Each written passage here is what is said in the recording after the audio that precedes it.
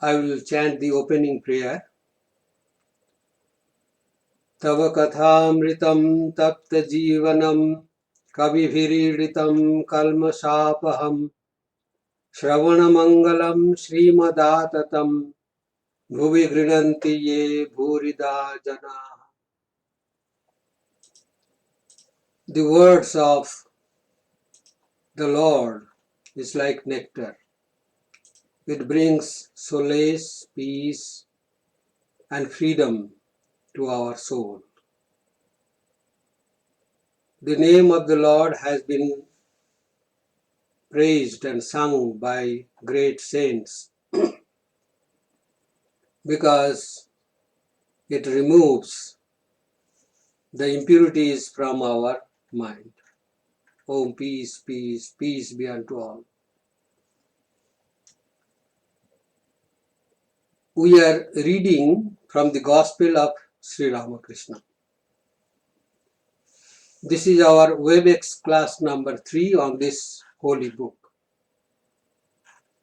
We would like to remember a few points from our last class, that is from the class which we had on 22nd of April.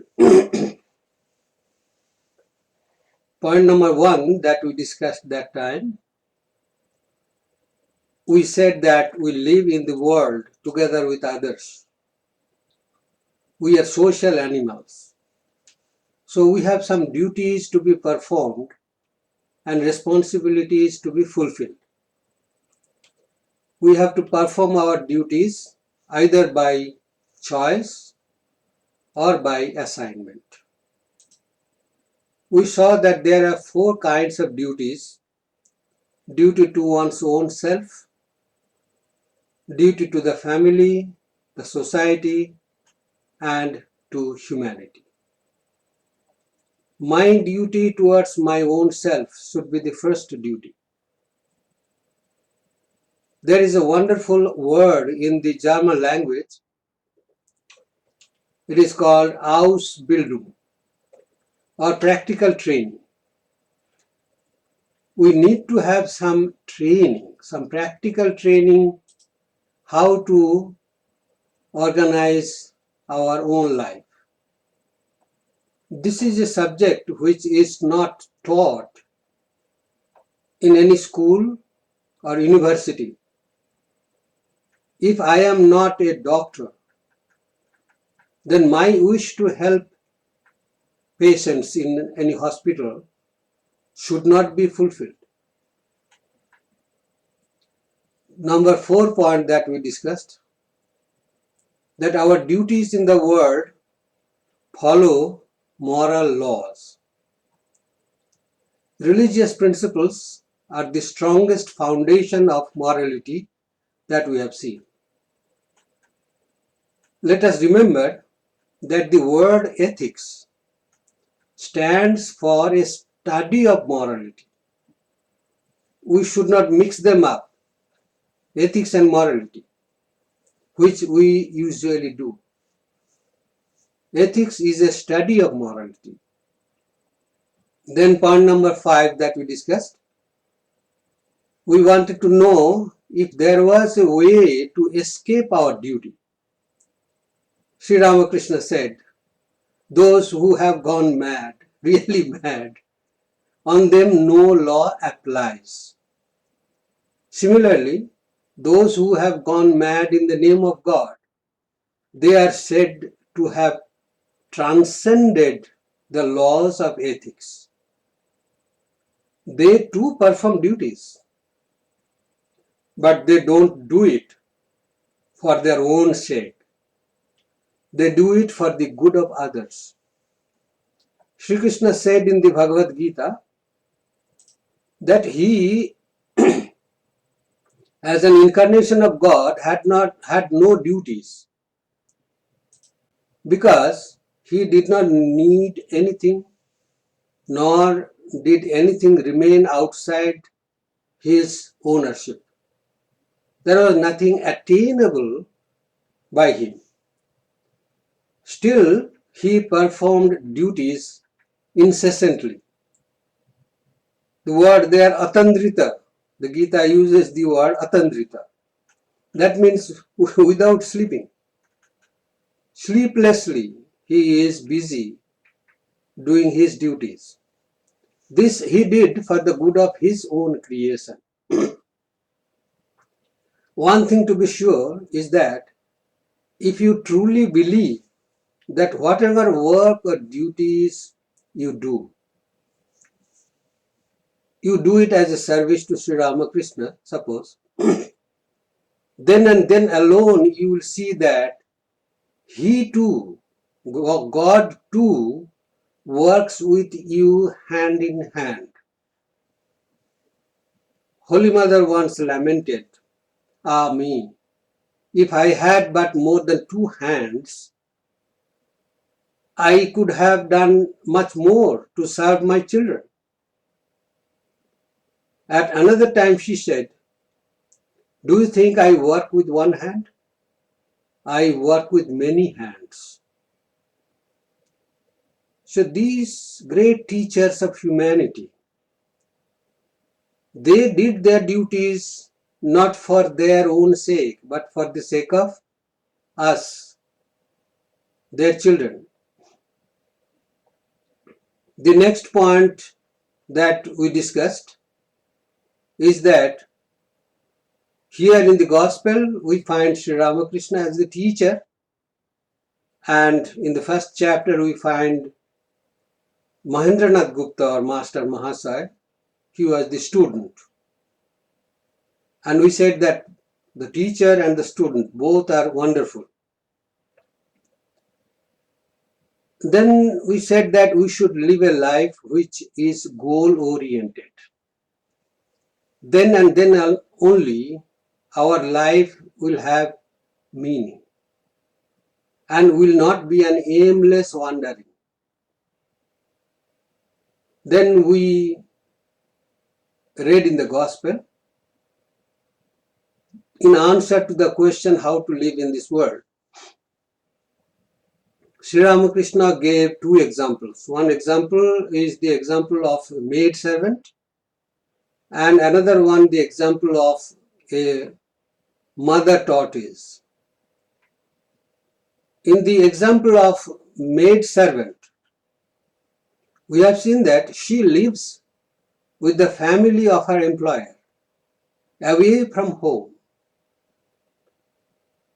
She has a goal. She is goal oriented. Her mind is aware of her real home. That is her goal. At the same time, she does not neglect her duties in her employer's home. She does them with full alertness. She was alert about her duties in the world, and at the same time she was aware of her goal, of her own real home. Then we read the example of the mother tortoise. She was both alert and aware of her eggs that she loved. She was fully goal oriented. So Sri Ramakrishna said by these two examples, he wanted to tell us that one can live in this world by cultivating awareness and alertness. Awareness and alertness about one's ultimate purpose of life. Sri Ramakrishna used to say that one can do both duties in the world and duties for one's ultimate goal simultaneously. He said, first do your duties in the world with one hand and hold on to God with another. Later on, you will get chance and time to be able to hold on to God with both hands. Similarly, in the beginning, one needs to be alert about what duty one does in this world, together with the awareness of God, of real purpose of our life. Slowly but surely, one will be able to be both alert and aware about God.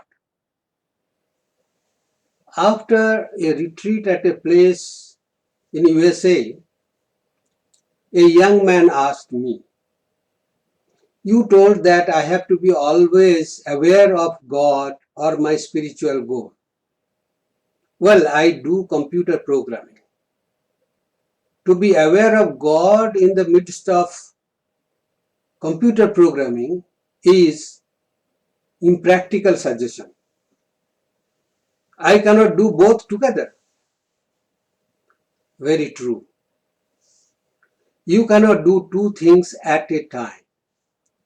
Multitasking does not mean that you can do many tasks at a time.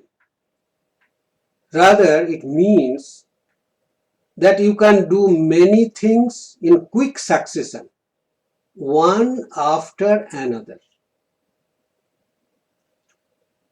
Then you must accept that it is not possible to think of something else other than God while you are doing meditation. If you say it is not possible to be aware of God while doing computer programming, then you must, by this same logic, you must accept that it is not possible to think of something else other than God while you are meditating. Be true to your logic and try to do meditation like you do your computer programming. Do it with undivided attention. Well, when you do a job, you do it so that it helps you to solve your need for money. Then you can find time to think of God. Otherwise, for the whole day, if you go on searching for employment, then you are completely busy with that. But when you have a job, then your problem of earning money is solved. Now you can find time to think of God. This computer programming is therefore, in a way, helping you to be in touch with God. Another meaning is that you can be aware of God in the gaps between your works. Just make a habit, and then you'll see that it is not difficult. A company owner's daughter used to work in her father's company. She was an employee in the company. Yet, in every moment and movement of hers, somewhere at the back of her mind, she knew that she was the daughter of the owner. So she was the daughter of the owner and the employee at the same time. Awareness is like that. It remains at the background and keeps you aware of your real purpose. And Sri Ramakrishna told us about the process of cultivating both awareness and alertness. He said that enter the world first cultivating love for God. Both living in the world and cultivating love should be going together. Actually, Sri Ramakrishna says there are no two but one duty. Cultivate both alertness and awareness of yours, both alertness about your worldly duties and awareness of your spiritual goal by your act of living in the world. And then he said how to develop that, how to cultivate that. He advised us to go into solitude. When we have quiet time in solitude, then we have time to adjust and readjust our ideas and develop the software. with newer versions every day. Every day we will think something different. We can renew our software.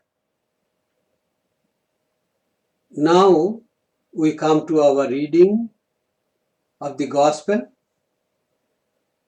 We will discuss next two questions, question number 3 and question number 4. Is it possible to see God? That was question number 3. And question number 4 was, under what conditions does one see God? And Sri Ramakrishna answers. In these two questions, Mahendranath uses the word see, seeing God. Is it possible to see God? That's what he asked. And under what conditions can one see God? So the word see is repeated twice. Jesus also uses the word see in the famous beatitude in the Bible. Blessed are the pure in heart, for they shall see God. Blessed are the pure in heart, for they shall see God. The question is, how do you interpret the word see? Jesus says that one needs a pure heart to see God. But we know that one needs clear eyesight to see something, not heart, pure heart. Because eyes are meant for seeing things, not the heart. You do not clean the heart to see something. So, we need to interpret this word see from a spiritual standpoint. This is a blissful word used by such great ones like a Sri Ramakrishna, a Jesus, and so on. Now there are certain conditions. No interpretation will be taken as absolute based on my standard or your standard. In Berlin, I used a thick winter jacket in January. So I should, even though I live in Chennai, or you should, even though you live in Chennai, that is a very warm place in January, use a thick winter jacket. Since I use a thick winter jacket in Berlin, so the standard is that you should also use a winter jacket in Chennai in January. Then it is a very funny and ridiculous understanding. Let us go by a different logic. If you have the right to interpret the words of such great ones or authorities by your own misunderstanding, then I too have the right to interpret it the way my mind thinks it best. Then the second condition is, if some of your scholars have the right to interpret the word based on their speculations, some of our scholars too should have the same right. If some of your saints have such unfettered right, then some of our saints too have the same right. So, the argument does not bring us to any conclusion. I would rather prefer to think it this way. Suppose I ask you, don't you see how many people the world over are dying? Don't you see how many people throughout the world are dying? So what does one understand by this sentence? This see that I use, this word see, don't you see? does not mean that I am claiming that you can really physically see so many people while they are dying. That is not the meaning of this sentence. So the implied meaning is different than the obvious meaning here.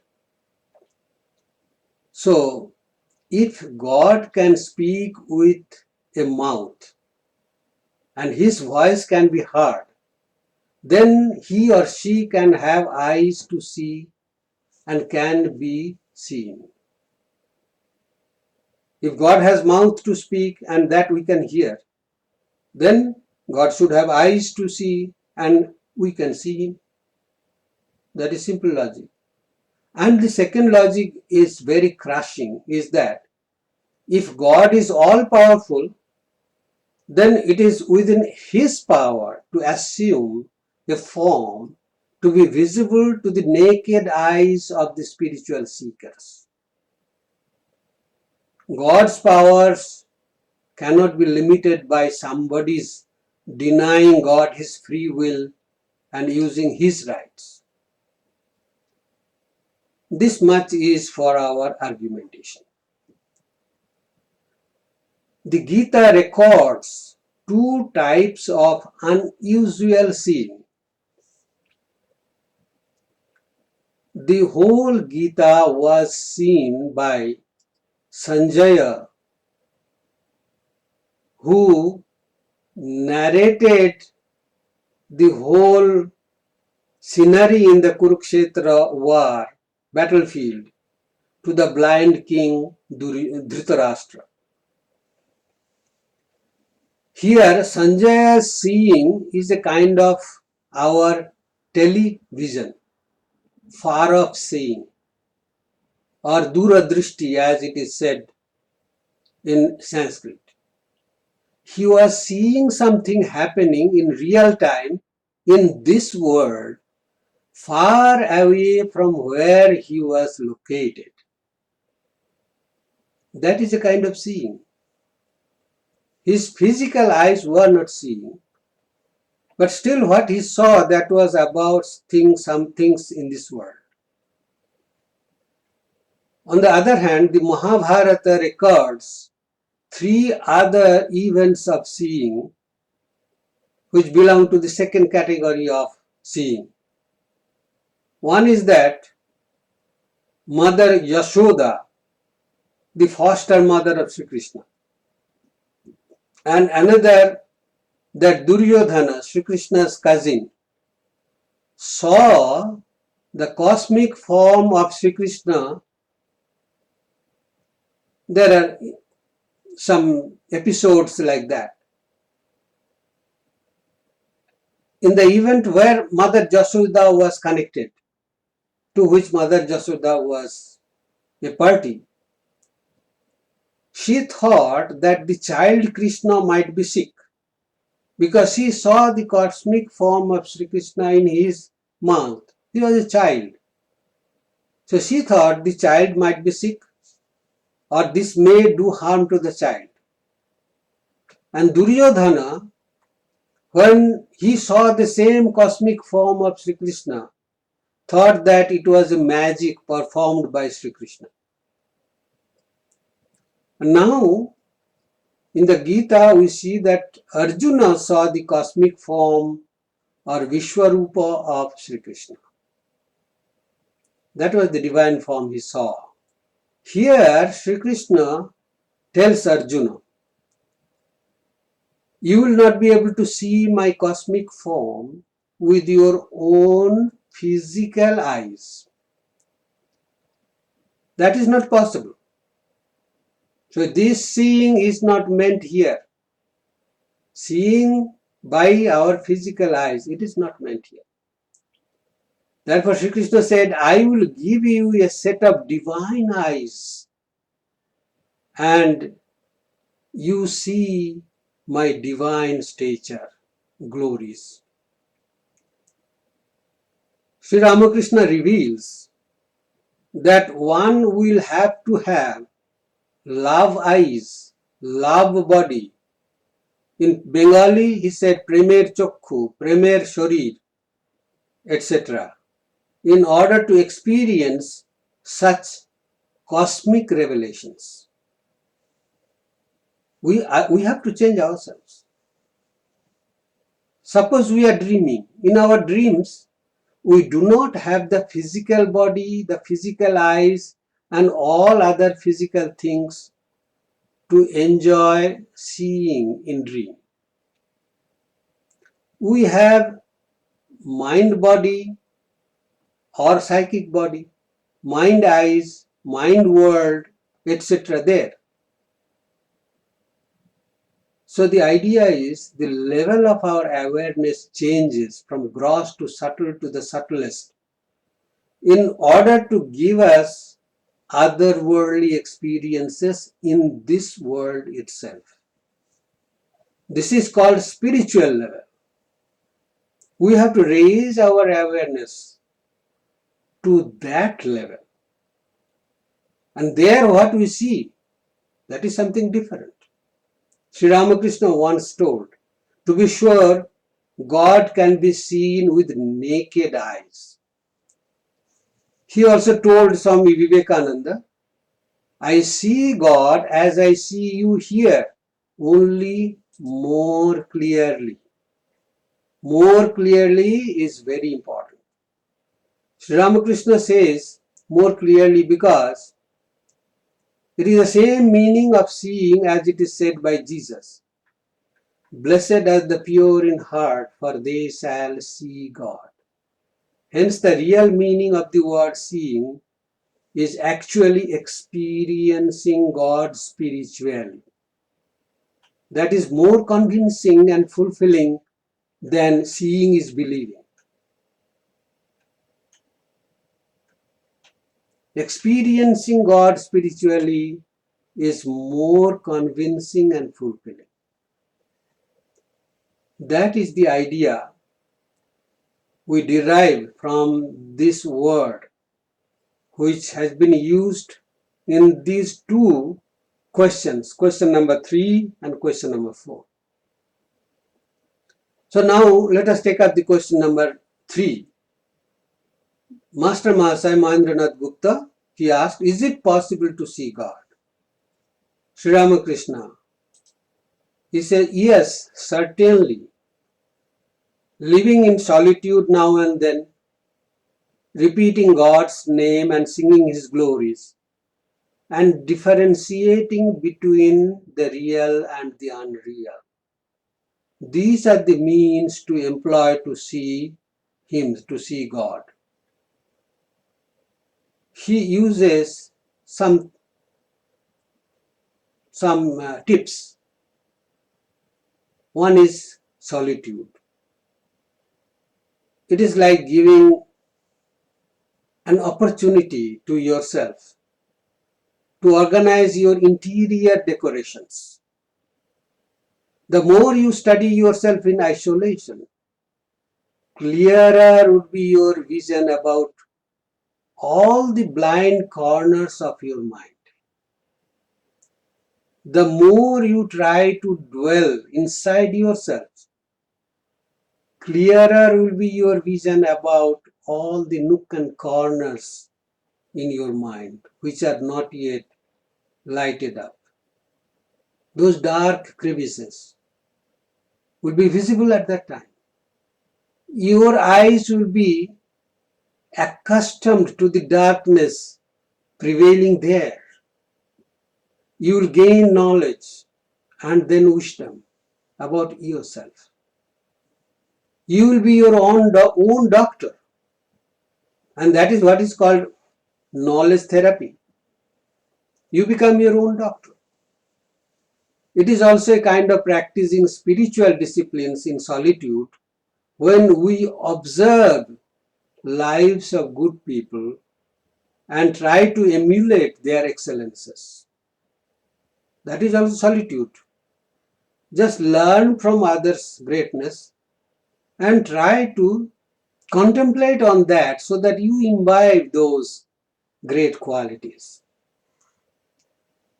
And then Sri Ramakrishna talked about repeating God's name.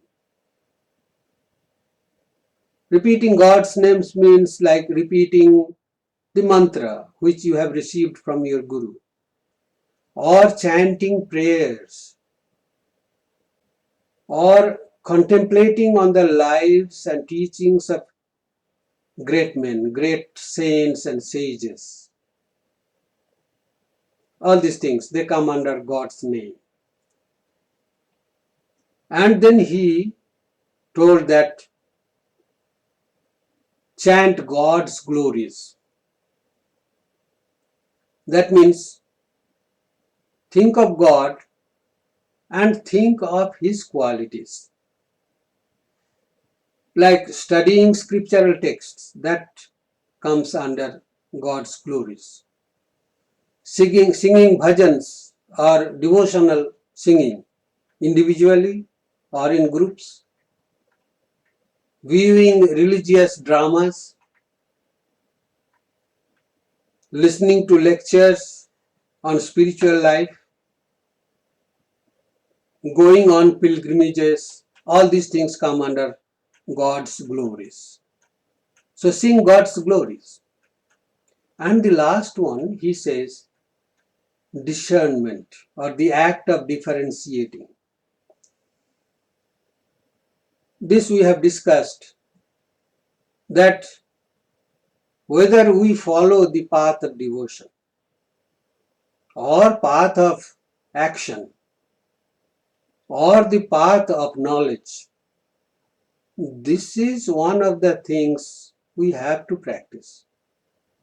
When we are following the path of knowledge, we have to differentiate between what is desire prompted action, or what we are doing because of our greed, not need, and what is nishkama karma, or desireless action. We do it not for our own benefit but for the benefit of others. So even if we are following the path of action, karma yogi, we have to discern, differentiate between what is desirable and what is preferable. And if we are following the path of bhakti, there also we have to differentiate between what takes us towards God and what stands as obstacle in our path to God. That is also a kind of discernment. So discernment, even in everyday life, we have to practice discernment. You go to a store and try to find cheaper and better things. Better quality but cheaper version. We will try. We have to differentiate. That we do regularly. So this is one thing which has to be practiced again and again. Whatever way you want to reorient your life towards your transcendental ideal. So we'll see that these three words, actions or work for the sake of reaching God, or my spiritual ideal, love or devotion for God, meditation on God, and discernment between real and unreal. That means the disciplines of karma, bhakti and jnana, they are always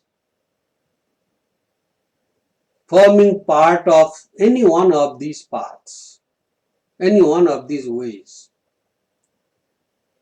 So Sri Ramakrishna prescribes that. Then we move to question number 4. Under what conditions does one see God?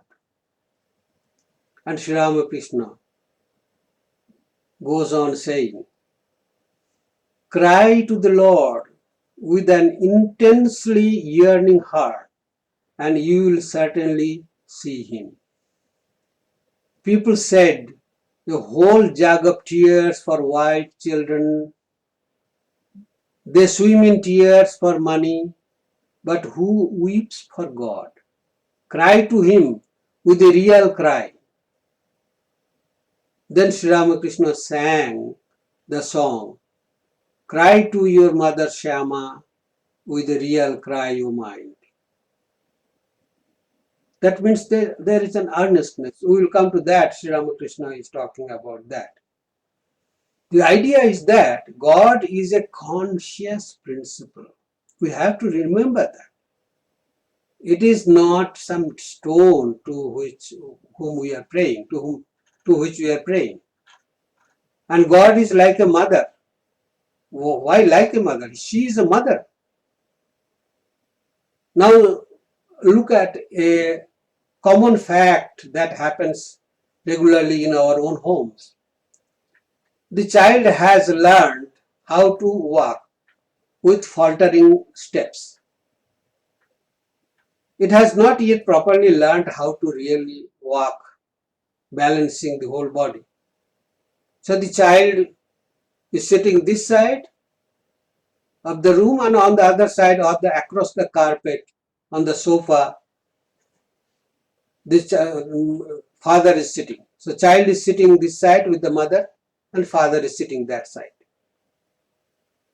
Or the child is sitting with the father and mother is sitting this side. Now this child takes off and wants to go to the other side, to father or to mother. Now the child walks. The child is very happy to walk, but look at the person to whom it is approaching, to whom it is going. If it is mother or father, anyone, then he or she is very watchful that the child does not fall down.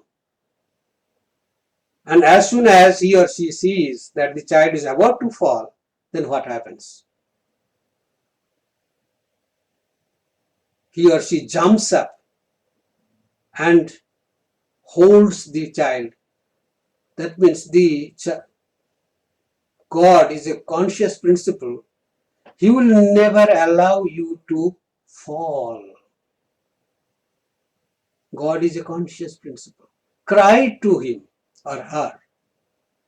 Then surely you will get the answer. And he says that we have to call on God with a yearning heart. And we have to weep or cry for God. Weeping or crying generally means the shedding of tears in response to an emotional state of anger, sadness, happiness, such things, such emotions. And it happens without physical irritation to the eyes. Weeping actually gives relief from emotional uneasiness. Weeping proves a connection between the brain and the physical body. Sri Ramakrishna advises us to weep and cry for God, knowing that there is no other dependable companion better than God, both here and hereafter. People here may follow us to the grave or to the fire, but the real friend will be waiting on the other side. Continuing, Sri Ramakrishna said, longing is like the rosy dawn. After the dawn, out comes the sun. Longing is followed by the vision of God. This is a very, very important advice Sri Ramakrishna has given us. What is longing? It is true that emotions, devotion, etc. cannot be quantified. So it is difficult to understand what it is, longing for God. Like in psychology, we cannot quantify the strength of our attention or concentration. Therefore, the modern psychologists found a way to quantify it by way of data. how much data a mind can process in 1 second. So see, quantized from outside, and then by that they will understand how much concentration one has and when there would be fluctuations that can be measured. We have learned to divide our attention between many things, many ideas, many thoughts. Children, even babies, are given so many toys nowadays that their attention constantly shifts between different objects. They, the poor they, have no chance to learn how to be with one thing at a time and for a longer period of time. That is what is called concentration. They have no chance to learn that. A baby is sitting there surrounded by different varieties of toys, and poor fellow does not know which one to choose, with which one to play. So attention is so much disturbed and so much lost. Sri Ramakrishna tries to explain this longing or love for God in a unique way. He defines 3 types of quanta of love to quantitatively explain how much is called an intense longing for God. How much love is called an intense longing for God? Suppose the smallest possible discrete unit or one quanta of love is the unit called lo, love, L-O, L-O, lo. Of course, it is my own unit of love. I have coined this unit for love. Therefore, the unit lo stands for love, like volt stands for a unit of electromotive force. Now, Sri Ramakrishna says, God reveals himself to a devotee who feels drawn to him by the combined force of these 3 attractions. We are very familiar with these attractions. That is why he is using very commonplace examples. The attraction of a wealthy person or worldly person for his or her possessions. Then the child's attraction for its mother and vice versa. And the partner's attraction for another partner. These are 3 units of attraction. A worldly person's attraction or attachment or love for his or her wealth, a child's attraction for its mother or mother's attraction to the child, and the wife's attraction for husband or love for husband, husband's love for wife. So these are the 3 forces, and that these are the 3 units of love. So 3 lo. So you have 3 lo here. Sri Ramakrishna says that you combine all these 3 together. Then what do you understand? What do you feel? How much attraction, attachment or love it would create? That is a tremendous example. Now see, there are 3 types of attraction, not only 3 lo, but 3 types of lows. One lo is very material. The worldly person's attraction for gold, for property, for whatnot, possessions. Lifeless things. His love for lifeless things. No way he is connected with these lifeless things. And these things do not belong to him because he has not created anything in this world. Even his own body is created by these worldly elements. What does he own actually? So his love is love to lifeless matter. Love for lifeless matter. But this is one type of love. Then the child's love for mother, dependence. Because the child is the extension of mother, physical extension of mother. So they are physically connected, blood relation we say that. There is a relation actually, human relation. And two divine souls lives in two different bodies. There should be an attraction because this is one soul only. And the chaste wife's attraction for husband or husband attraction for wife, there these two people are not related by blood relation, but they are related by human love. But again here also we see that two souls, divine souls, live in two different bodies. Now as long as the love of the husband for the wife is at the physical level,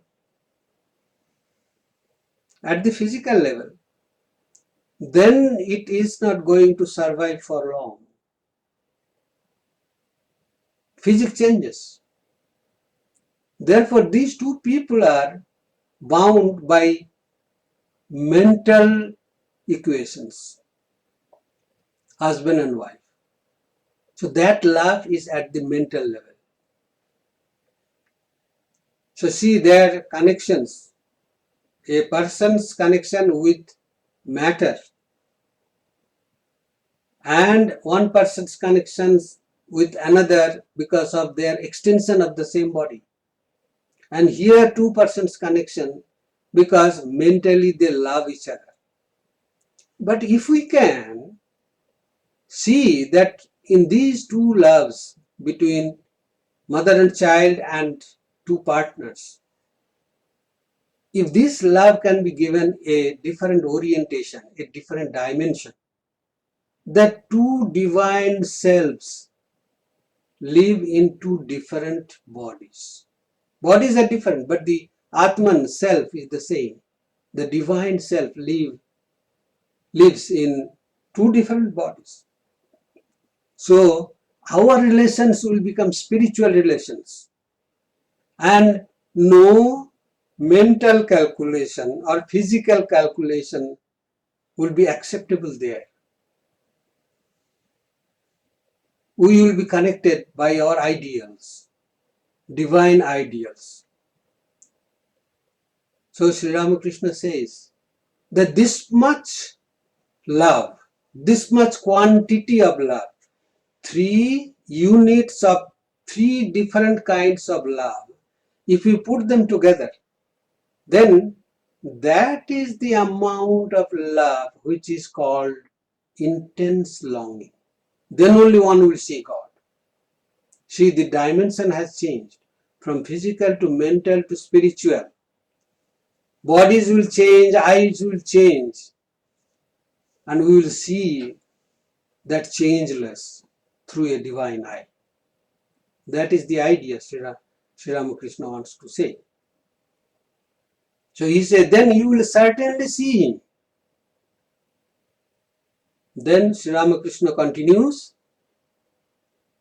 it is necessary to pray to him with a longing heart. What type of longing heart? He is giving another example. The kitten knows only how to call its mother. The kitten knows only how to call its mother, crying mew mew. It does not know any other word. And it remains satisfied whatever its mother puts it, wherever its mother puts it. So totally depending on God. That is what Sri Ramakrishna wants to say. Well, we depend on God. We pray to Him. And when our prayers are fulfilled, we say it is God's grace. And if we depend on God, when our prayers will not be fulfilled, we will say it is God's will.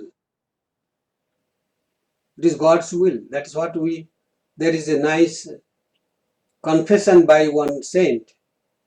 He said, "How many times, O Lord, you have saved me by not fulfilling my wishes." So if it is not fulfilled, it is God's will. We have to accept. And that is the idea behind this example of the kitten. It remains satisfied wherever its mother puts it.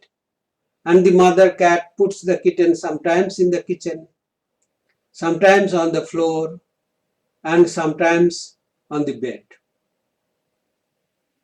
When it suffers, it cries only, mew mew. And that's all. That's all it knows. But as soon as the mother hears this cry, wherever she may be, she comes to the kitten. This is what we have to keep in mind. When we are in distress, if we really depend on God, then God also knows that this fellow does not have anybody else but me to depend on, to call on. So he has to come, she has to come. That there is no other way for God. So we will stop here just to remind us a few points that in the earlier classes we discussed two questions asked by Master Mahasaya Mahendranath Gupta. How should one love God and how to live in this world? And the third and fourth questions we discussed today, that Master Mahasaya asked about seeing God. Is it possible to see God? And what are the conditions to see God? These are the two questions. So this second meeting with Sri Ramakrishna is very important because many great questions have been dealt with here by none other than an incarnation of God. So the main points up till now, what we have got from these discussions, from Sri Ramakrishna's words, are that it is fine to live in this world.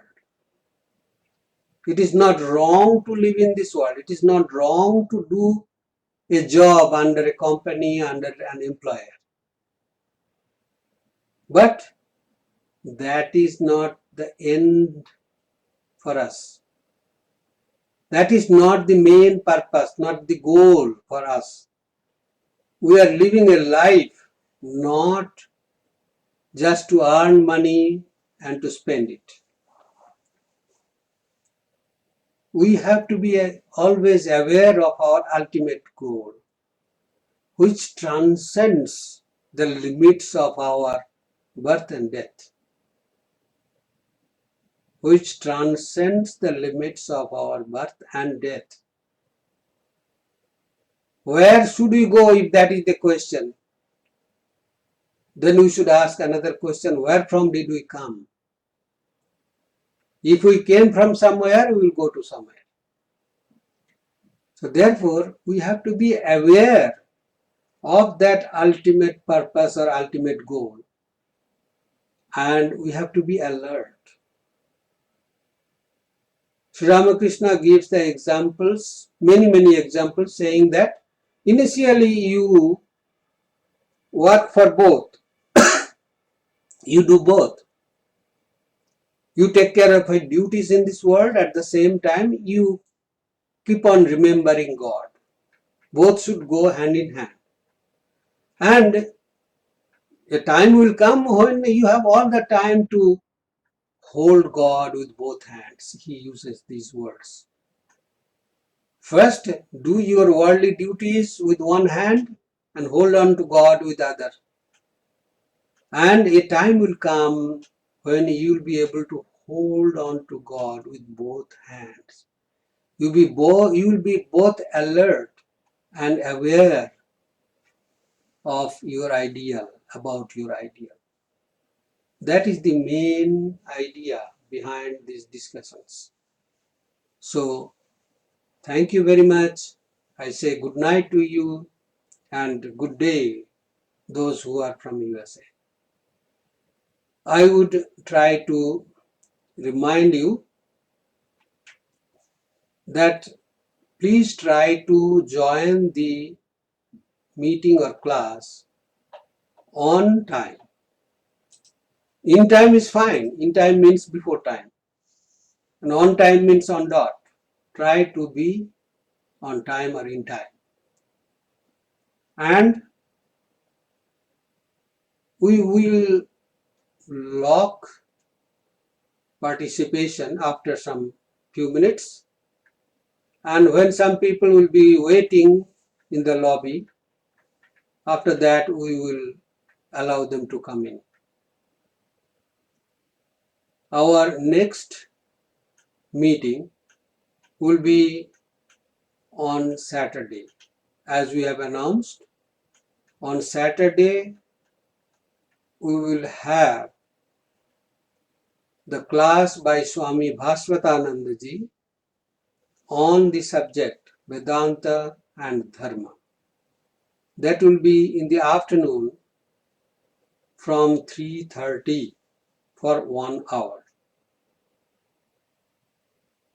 We are very happy that you are here together. It's a wonderful satsang, wonderful holy company, which we are missing.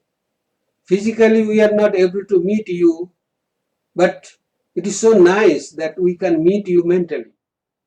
We have elevated ourselves to a higher level, to the psychological level.